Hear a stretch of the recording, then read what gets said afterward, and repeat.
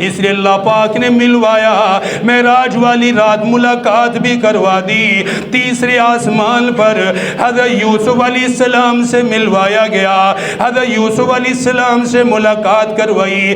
اس ملاقات کے اندر حکمت یہ ہے، اس ملنے کے اندر حکمت یہ ہے، حضرت یوسف علیہ السلام کو بڑا ستایا گیا، بڑی تکلیفیں پہنچائی گئی، گھر والوں کی طرف سے تکلیف ملی، سگے بھائیوں نے کنویں کے اندر ڈالا، سگے بھائیوں نے دشمنی کی، سگے بھائیوں نے منہ پہ تھپڑ مارے، سگے بھائیوں نے اٹھا کے کنویں میں پھینکا۔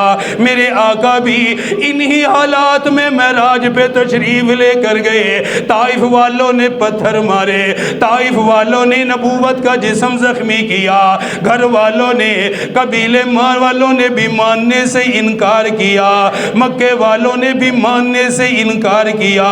اللہ پاک نے اپنے نبی حضرت یوسف علیہ السلام سے ملاقات کروائی۔ ملاقات کے اندر حکمت یہ بیان کی گئی تاکہ معلوم یہ ہو جائے دشمنی کرنے والے اپنوں میں ہمیشہ رہا کرتے ہیں، نہ ماننے والے اپنوں میں بھی رہا کرتے ہیں، اس لیے گھبرانے کی ضرورت کوئی نہیں، پریشان ہونے کی ضرورت کوئی نہیں۔ حضرت یوسف علیہ السلام سے ملاقات ہوئی، چوتھے آسمان پر